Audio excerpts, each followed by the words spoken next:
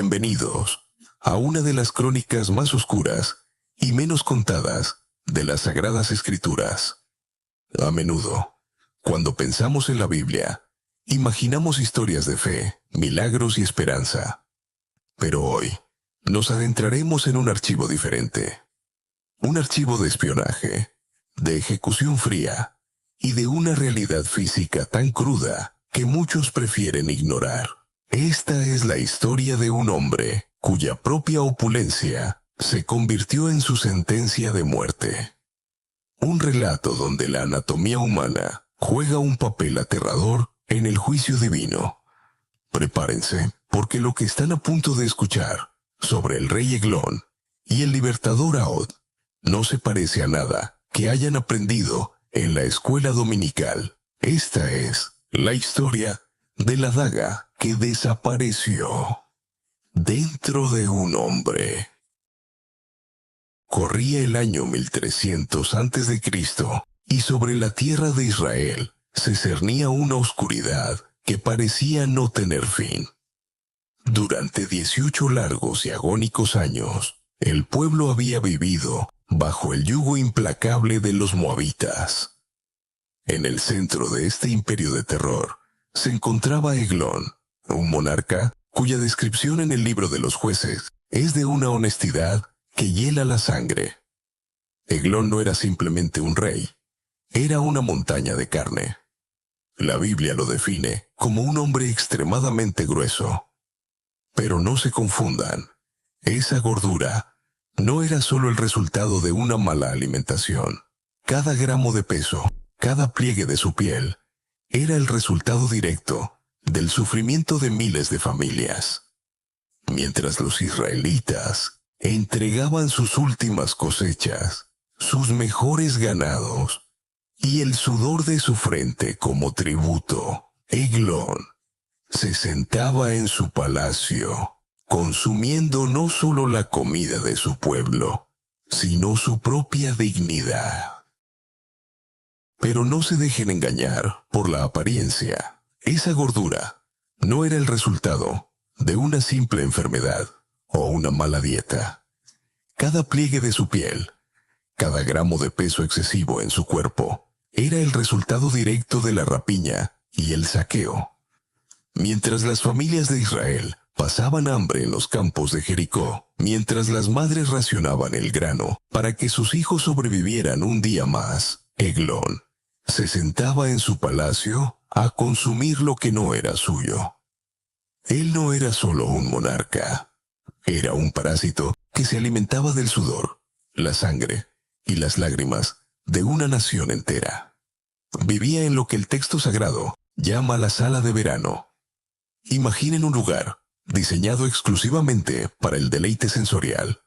Techos altos de piedra cruda que mantenían el frío. Cortinas de seda fina que bailaban con la brisa del desierto. Y un silencio sepulcral que solo era interrumpido por el sonido de sus propios banquetes. Eglón se sentía intocable, protegido por muros de piedra. Y una guardia de élite jamás imaginó que su propio cuerpo, ese que tanto había alimentado con el dolor ajeno, se convertiría pronto en su propia sentencia de muerte. Mientras el rey Eglón se hundía en su propia autocomplacencia, lejos de los lujos del palacio, en la penumbra de las montañas de Efraín, un hombre llamado Ahod forjaba una rebelión silenciosa. Ahod no era un general con legiones a su mando, ni un héroe de guerra con armadura brillante. Era un hombre con una característica física que en la cultura guerrera de la antigüedad era vista como una debilidad o incluso como una maldición. Ahod era zurdo. Pero en el diseño perfecto de Dios, lo que el mundo descarta como un defecto es a menudo la herramienta del destino. Durante semanas, Ahod trabajó en secreto. Imaginen el sonido rítmico del metal contra el yunque, el brillo de las chispas, en la oscuridad de una forja clandestina. Ahod No estaba fabricando una espada de batalla para el campo abierto. Estaba creando un instrumento quirúrgico de liberación.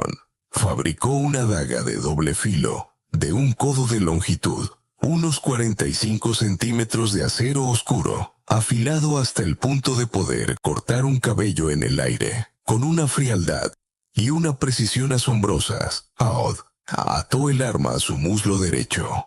Este detalle es crucial para entender el genio de su plan.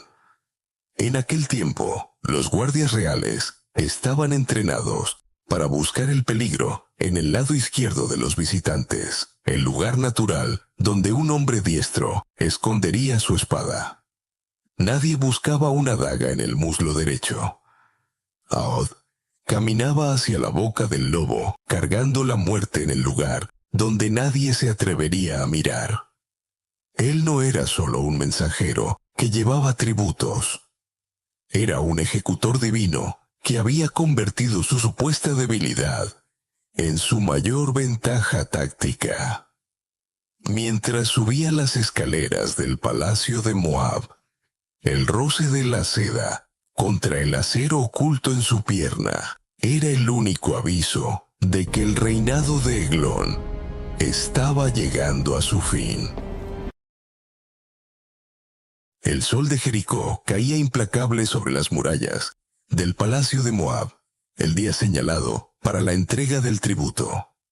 Aod no iba solo. Encabezaba una procesión de hombres israelitas cargados con las riquezas de su tierra, un desfile de humillación que se repetía año tras año. Imaginen el sonido de los sacos de grano arrastrándose, el tintineo de las monedas de plata y el suspiro pesado de un pueblo que entregaba el fruto de su sudor a un opresor. Aod caminaba al frente, manteniendo una calma sobrenatural. Bajo su túnica de lino vasto, el acero de la daga rozaba su piel en el muslo derecho, una presencia fría y constante que le recordaba que no habría marcha atrás una vez cruzara el umbral del salón del trono. Al llegar a las puertas de la sala de verano, el corazón de la seguridad de Eglón, los guardias moabitas se interpusieron en su camino. Eran hombres curtidos en 1000 batallas, entrenados para oler el miedo y detectar cualquier amenaza. Con una arrogancia alimentada por décadas de dominio, procedieron al registro de rutina. Sus manos, ásperas y pesadas, palparon con desdén el costado izquierdo de Aod, buscando la empuñadura de una espada convencional. No encontraron nada. Registraron su cintura, sus brazos y su espalda. Pero debido a una combinación de exceso de confianza y el diseño perfecto del plan, nadie se dignó a revisar su muslo derecho. Para los guardias, Aod era solo otro mensajero derrotado de un pueblo sometido. Con un gesto de aburrimiento, las pesadas puertas de madera y bronce se abrieron, permitiendo que el libertador entrara en el santuario privado del tirano. El ambiente dentro de la sala era denso, cargado con el perfume de inciensos caros y el olor a carnes asadas que flotaba en el aire estancado. Eglón estaba allí, recostado en su diván, con la mirada perdida en el horizonte, rodeado de sirvientes que abanicaban su inmenso cuerpo. Tras entregar el tributo y despedir a sus acompañantes, Aod se quedó solo frente al monarca. Fue entonces cuando el silencio se volvió absoluto. Aod dio un paso al frente, bajó la voz hasta convertirla en un susurro cargado de autoridad y pronunció las palabras que sellarían el destino de Moab. Tengo un mensaje secreto de Dios para ti, oh rey. En ese instante, la atmósfera cambió. La mención de una palabra divina golpeó el punto más débil de Eglón, su superstición y su ego. El monarca, creyendo quizá que recibiría una bendición o una profecía que aumentaría su poder, ordenó a todos sus cortesanos y guardias personales que abandonaran la cámara de inmediato. El estrépito de las sandalias militares alejándose por los pasillos de piedra, fue disminuyendo hasta que solo quedó el sonido del viento filtrándose por las ventanas. El opresor y el libertador estaban finalmente a solas. Eglón, movido por una curiosidad fatal, comenzó a levantarse de su trono, sin saber que el mensaje de Dios no venía escrito en un pergamino, sino forjado en el filo de una daga. El tiempo pareció detenerse dentro de la sala de verano. El rey Eglón, movido por una mezcla de reverencia supersticiosa y una curiosidad fatal, comenzó el laborioso proceso de ponerse en pie. Imaginen el esfuerzo de aquel cuerpo monumental, el crujido del diván de madera, el jadeo pesado de un hombre cuya propia masa era una carga, y el roce de sus túnicas de seda contra la piel. Cada segundo que Eglón tardaba en incorporarse era un siglo para Aod. El libertador observaba cada pliegue, cada movimiento, con una mirada gélida y analítica. Sabía que solo tendría una oportunidad. Si fallaba, si el acero no encontraba su destino en el primer impacto, los gritos del monarca atraerían a la guardia y todo Israel pagaría el precio con sangre. Cuando el monarca finalmente logró erguirse, quedando frente a frente con su ejecutor, la diferencia era abismal. Eglón era una montaña de carne y arrogancia. Ashur era una columna de acero y fe. Fue entonces cuando el mensaje de Dios se reveló, con un movimiento que la vista humana apenas habría podido seguir. Aod extendió su mano izquierda hacia su muslo derecho. El sonido del metal deslizándose contra el cuero de la funda fue apenas un susurro en la inmensidad de la sala. Antes de que el rey pudiera procesar que no había ningún pergamino en las manos de Aod, la daga de doble filo ya estaba en el aire, buscando el centro exacto de la masa del tirano. Con un impulso nacido de 18 años de humillación acumulada, Aod hundió los 45 centímetros de acero directamente en el vientre del monarca. Aquí, la narrativa bíblica se vuelve aterradoramente descriptiva. No hubo una resistencia inmediata. El acero penetró con una facilidad pasmosa a través de las capas de opulencia. Aod no se detuvo en el impacto inicial.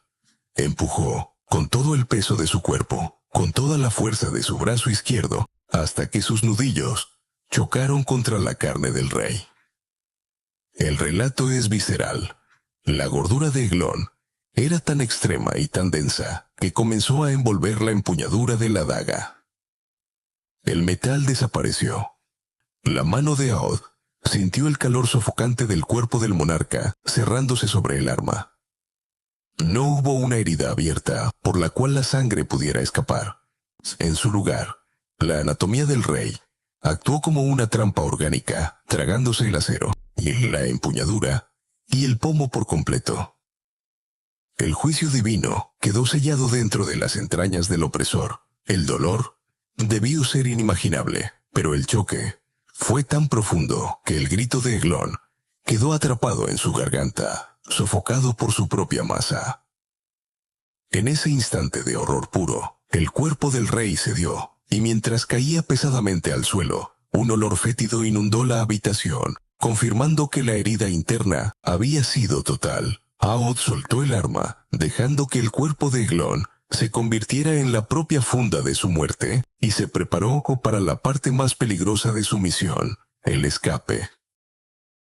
Con el cuerpo del monarca desplomado en el suelo de la sala de verano, el silencio volvió a reinar en el palacio, pero ahora era un silencio cargado de muerte. Aod, manteniendo una frialdad que desafiaba toda lógica humana, no salió corriendo presa del pánico.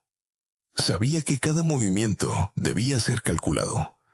Con manos firmes, cerró las pesadas puertas de la cámara por dentro, asegurando los cerrojos con un sonido metálico que resonó en el vacío. Su escape no fue una huida desesperada, sino una salida estratégica por el corredor de las columnas. Desapareciendo entre las sombras del palacio, antes de que el primer guardia siquiera sospechara que su rey ya no respiraba. Afuera, en los pasillos iluminados por antorchas, los siervos y escoltas de Eglón comenzaron a impacientarse. Habían pasado horas. El sol empezaba a teñir de púrpura las montañas de Moab, y la audiencia privada se extendía más de lo habitual. Se acercaron a la puerta, pero al encontrarla cerrada por dentro, se detuvieron en seco. Fue entonces cuando la ironía se apoderó de la escena. Un olor fétido, producto de la herida visceral que la daga había provocado en las entrañas del rey, comenzó a filtrarse por debajo de la puerta. Los guardias, en lugar de alarmarse, se miraron unos a otros con una mezcla de incomodidad y respeto cortesano. Convencidos por la naturaleza del olor y el encierro, susurraron entre ellos: «Seguramente el rey está cubriendo sus pies en la cámara fresca». Aquella frase, un eufemismo bíblico para indicar que el rey estaba haciendo sus necesidades, fue el error que cambió la historia. El respeto excesivo hacia un tirano se convirtió en la ventaja definitiva para el libertador. Los guardias esperaron hasta que la vergüenza se transformó en una angustia insoportable. Cuando finalmente consiguieron una llave y abrieron las puertas, la imagen que encontraron fue devastadora. Su señor, el gigante que creían invencible, yacía muerto en el suelo, con su propio cuerpo ocultando el arma del crimen. Mientras tanto, Ahod ya estaba a kilómetros de distancia. Al llegar a las colinas de Efraín, tomó el cuerno de carnero y sopló con una fuerza que hizo vibrar los valles. El sonido de la trompeta no era solo una señal de guerra, era el grito de libertad de un pueblo que despertaba de una pesadilla de 18 años. El ejército de Moab, desmoralizado por la pérdida de su cabeza, cayó ante el avance de los israelitas. Aquel día, el vado del Jordán se convirtió en el testigo final del fin de una opresión. La tierra de Israel disfrutó de 80 años de paz, la más larga registrada en el libro de los jueces. La historia de Ahod y el rey Eglón permanece en las escrituras como un recordatorio crudo y eterno, que no importa cuán inmenso sea el tirano, ni cuán profundas sean sus murallas, siempre habrá una mano izquierda preparada por el destino para encontrar el camino hacia la justicia. Una daga que, aunque se perdió entre la grasa, terminó por encontrar el corazón de la libertad.